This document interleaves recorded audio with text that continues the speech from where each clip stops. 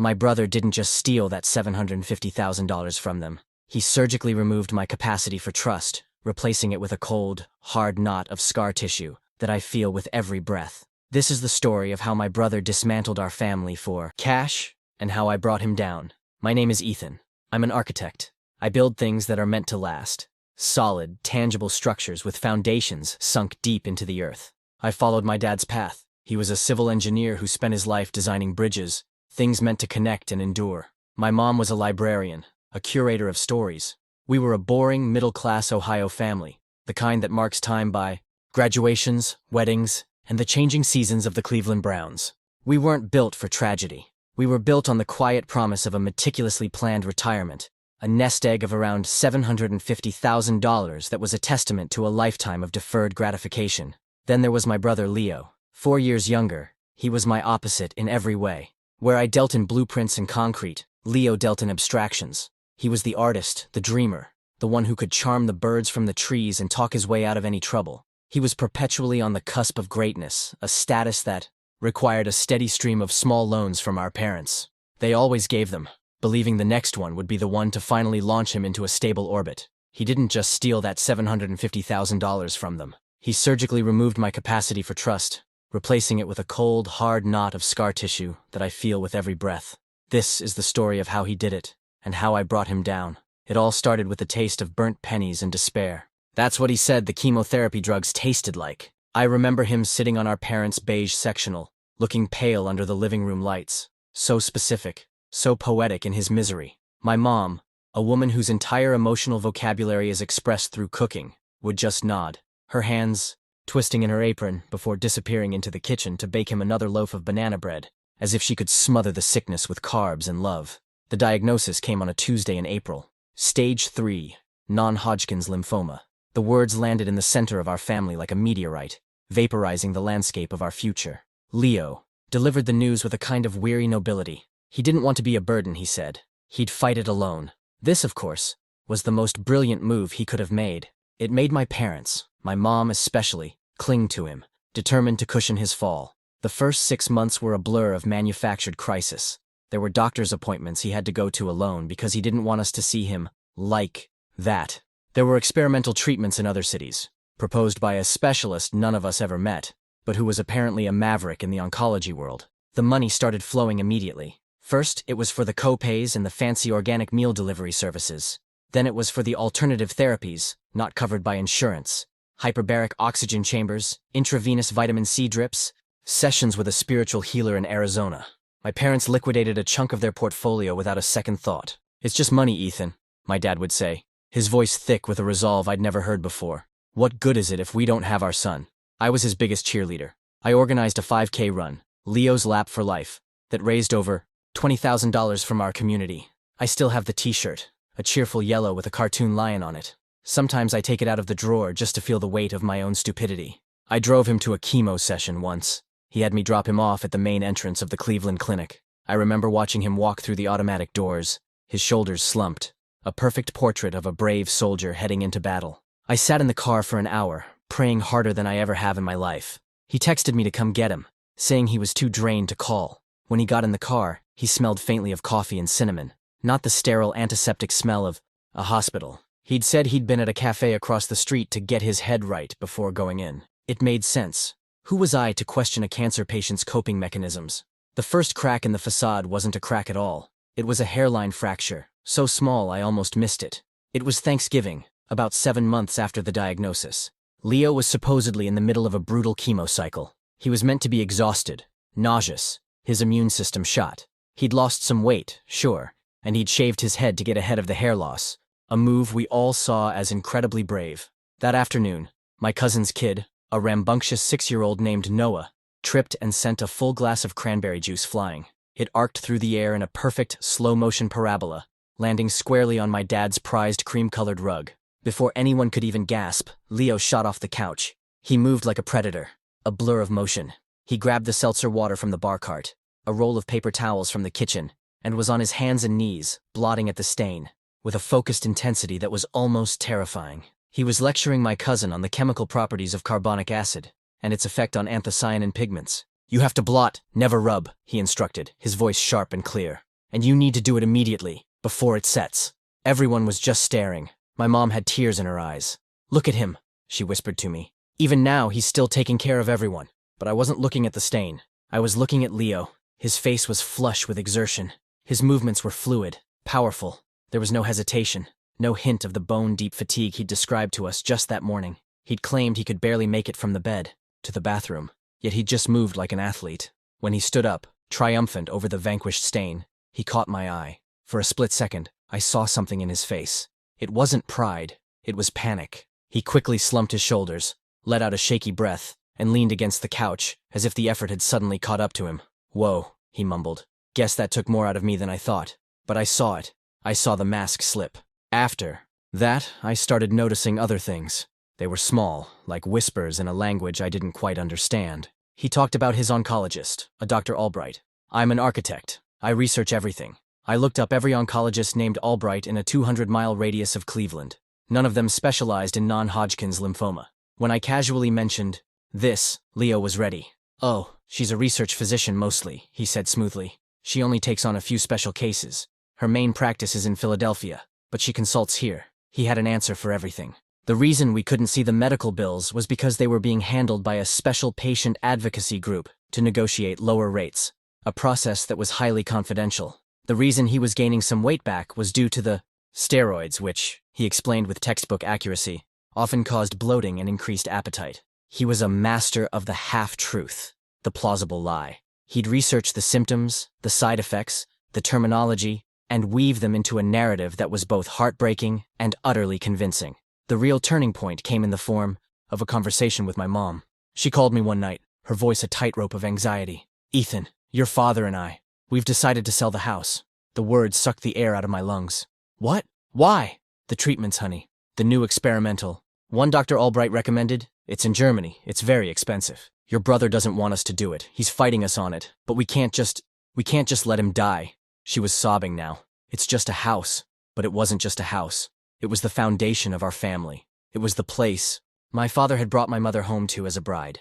It was the wall where they'd marked our heights in pencil every year. It was the backyard where I'd taught Leo how to throw a baseball. Selling it was like amputating a limb. And for what? A treatment in Germany? For a man who could outsprint a 6-year-old? The whispers were becoming a roar. I felt a cold, sickening certainty begin to crystallize in my gut.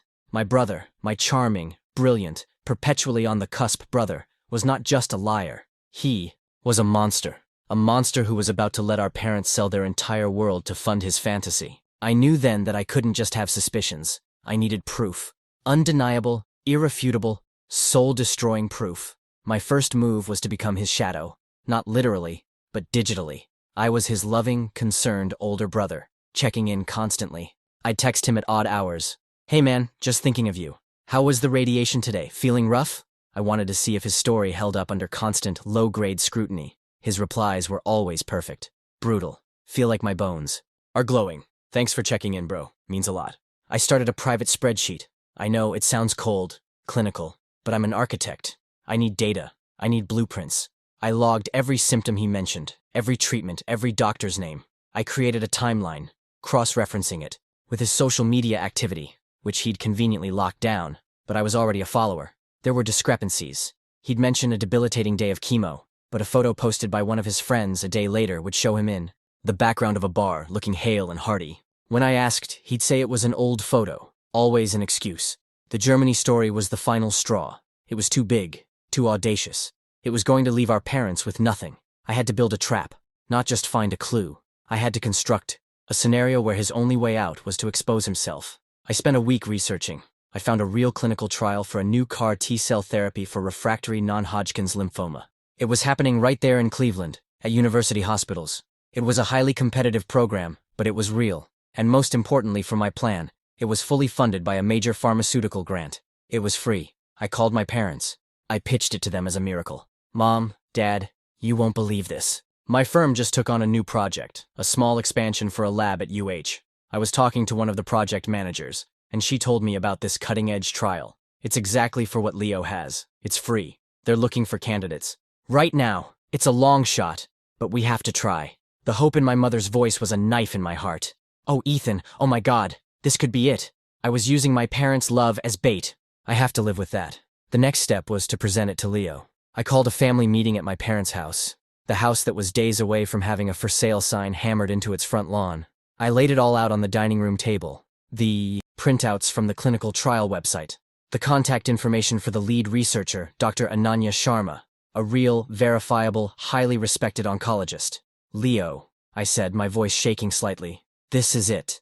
This is the miracle we've been praying for. It's better than Germany. It's here. It's now. And it costs nothing. All we have to do is call. I watched him. I watched the blood drain from his face.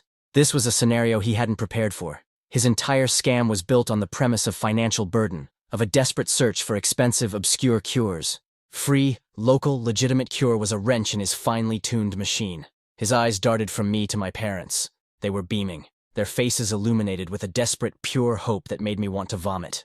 I don't know, Ethan, he stammered. Dr. Albright, she has a very specific protocol for me. I don't think I can just switch. It could be dangerous. Of course, I said, my voice dangerously calm. That's why the first step is just a consultation. We'll have Dr. Albright send your medical records over to Dr. Sharma. A simple doctor-to-doctor conversation. They can discuss the protocols. If Dr. Sharma agrees that the German plan is better, then we'll know we've exhausted every option. Here. Checkmate. There were no records to send. There was no Dr. Albright. He was cornered. For the next 2 days, he was a whirlwind of deflection. He tried to argue that Dr. Sharma's trial was for a different subtype of lymphoma. I had the research. It wasn't. He tried to say that switching doctors would be too stressful for his fragile state. My mom countered that the stress of selling their house was far greater. He was running out of road. The pressure from our parents, now armed with this new hope, was relentless. They called him every few hours. Did you call her yet, Leo? Ethan gave us the number. We can call for you. Don't you want to get better? The final act took place on a Thursday night. I was at my parents' house. We were supposed to be making the call to Dr. Sharma's office together the next morning to set up the consultation. We were going to put the phone on speaker so we could all be there for him. Leo was late. Finally, around 9 p.m., he walked in. He looked terrible, but this time it was real. His face was pale, his eyes were red-rimmed. This wasn't the performance of a sick man. This was the genuine terror of a man who was caught. He stood in the entryway, not taking his coat off. My mom started to get up, to get him a cup of tea, but he held up a hand. We can't call her, he said, his voice barely a whisper. My dad frowned. What do you mean, son? This is the best news we've had in months. Because, Leo said, and he finally looked at me, his eyes filled with a terrifying cocktail of hatred and defeat. Because there's nothing to send. There are no records. My mom looked confused.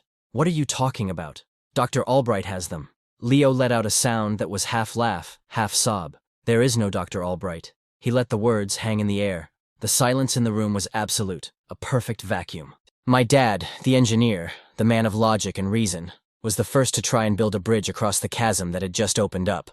I don't understand, he said slowly. Leo, what are you saying? And Leo, my brother, looked at our father, the man whose life savings he had systematically drained, and said the 5 words that brought our world crashing down. I'm not sick. I never was. The sound my mother made wasn't human. It was a raw, guttural noise from the deepest part of her soul, the sound of something essential breaking. She collapsed back into the couch as if her bones had turned to dust. My dad just stood there, his face a blank mask of incomprehension, his brain trying to process an equation where all the variables were lies. I felt nothing, just a profound, hollow emptiness. The victory I had engineered felt like ash in my mouth. I had wanted to expose him, to stop him, but I hadn't truly prepared myself for the blast radius. Leo didn't try to run. He just stood there, as if the confession had severed his puppet strings. He started talking, the words spilling out in a flat, dead monotone. He explained it all. The initial lie was small, just a way to get a few $1,000s from our parents to pay off a gambling debt he'd hidden from everyone. He'd invented a health scare, but it worked too well. The sympathy, the attention, the immediate, unquestioning flow of cash. It was addictive. So the lie grew. He found he had a talent for it. He spent weeks in the library, our mom's library, reading medical journals and patient forums, learning the language of cancer. He'd used the money for everything. A down payment on a condo in a trendy part of town, a new car, trips to Vegas and Miami that he'd passed off as visits to specialty clinics. He'd paid his friends to cover for him, to back up his stories. The $750,000 wasn't sitting in a single bank account. It had been bled out, spent, vaporized into a lifestyle he'd constructed on the bedrock of our love. My dad was the first to move. He walked slowly, deliberately, across the living room until he was standing in front of his youngest son. I thought he was going to hit him. I think Leo thought so too. He flinched, but my dad just reached out and placed a hand on Leo's shoulder. "The damn money," my dad said, his voice raspy. "We can deal with the money, but the rest of it. Leo, your mother, me, we prayed for you. We cried for you. We would have died for you." He squeezed his shoulder, his knuckles white. "How could you let us live in that hell? How could you watch us suffer and say nothing?" That was what broke Leo. Not my trap, not the confession. It was the simple, devastating question from our father. He crumpled. He slid down the wall and sit on the floor, sobbing, not with the performative grief we'd seen for months, but with the ugly, wretched sobs of a truly broken person. My mother, however, was a different story. After the initial shock, something in her changed. The soft, nurturing librarian was gone, replaced by a woman carved from ice. She stood up, walked over to the phone, and picked it up. "Who are you calling, honey?" my dad asked, his voice weak. "The police," she said, her voice devoid of all emotion. Leo's head snapped up, his face a mess of tears and snot. "No, Mom, please, please don't. I'll pay it back. I'll get a job. I'll do anything." "Pay it back?" she said, and her laugh was the scariest sound I have ever heard. "You think this is about the money? You let me believe my child was dying. You let me plan your funeral in my head, every single night. There is no paying that back." She dialed 911. The conversation was surreal. "Yes, I'd like to report a crime. Fraud. My son, he stole from us. Our family wasn't just broken, it was contaminated. The police came. They took statements. Leo was arrested. The story, of course, got out. Our small suburban town feasted on the gossip. We were no longer the nice, quiet family from down the street. We were a spectacle. The parents from the Leo's Lap for Life 5K looked at us with a mixture of pity and morbid curiosity. My parents had to face the reality of their finances. The house wasn't sold, but their retirement was gone. My dad, at 68, had to go back to work as a consultant. The shame was a physical presence in their house. My mom stopped baking. The kitchen, once the warm heart of their home, became a silent, sterile room. She barely spoke to anyone, including me. In her eyes, I was the one who had detonated the bomb. I had brought the ugly truth into the light, and she couldn't forgive me for making her see it. It was easier to be angry at me than to face the totality of Leo's betrayal. Our relationship became strained, polite, like a conversation between strangers at a bus stop. Leo, through a lawyer our parents ironically had to pay for, took a plea deal. Grand larceny, fraud. He was sentenced to 5 years in prison, with the possibility of parole in 3. The judge called his actions a case of profound moral depravity. I didn't go to the sentencing. I couldn't. It's been 4 years. Leo was released on parole last May after serving 38 months. I hear he's living in a halfway house on the west side of the city and working as a line cook. He's tried to contact me twice. One was a letter, which I threw away unopened. The second was a voicemail on my birthday. His voice was different, thinner, stripped of its old charm. He said he was sorry. He said he was in therapy. He said he wanted to understand why he did it. I deleted it without a response. Forgiveness is a luxury I can't afford. It requires a level of trust I no longer possess. Trust is a foundation, and mine has been bulldozed. My relationship with my parents is slowly being rebuilt, but the architecture is different. The old comfortable structure is gone, replaced by something more cautious, more deliberate. We don't talk about Leo. His name is a ghost word in our house. My dad retired again last year, and I help them out financially where I can. It's a quiet arrangement that we never acknowledge. My mom started baking again, but it's different. It's less about joy and more about routine, a way to mark the passing of time. Sometimes, when I'm over for dinner, I'll see her staring out the kitchen window, and I know exactly where she is. She's back in that living room, listening to her son describe the taste of poison that was never there. I go to therapy now. My therapist says I need to mourn the brother I thought I had, not just rage against the one I discovered. She says I need to separate Leo's actions from my own worth. I know she's right. But most days it feels like an impossible task. The betrayal wasn't a single act. It was 1,000 small ones. A daily campaign of psychological warfare waged against the people who loved him most. A few weeks ago, I was on a job site, inspecting the steel frame of a new office building. I was looking at the welds, the bolts, the crossbeams, all the things that hold a structure up, that keep it from collapsing under its own weight. And I started thinking about stress tests, how we design buildings to withstand earthquakes and hurricanes, forces of nature they may never even face. We don't do that with families. We build them on love and faith, soft materials that we assume will be strong enough. We don't prepare for the enemy within. We don't stress test for the possibility that the person you taught to ride a bike will one day systematically dismantle your parents' lives for a condo and a few trips to Vegas. I don't know if our family will ever fully recover. Maybe we won't. Maybe recovery isn't the point. Maybe the point is just to stand, even on broken ground. The house is still there. My parents are still in it. My dad still tinkers in his garden. My mom still reads her books. I still build. My buildings. The foundation is cracked. The walls are scarred, but we haven't collapsed. Not yet. And for now, that has to be enough.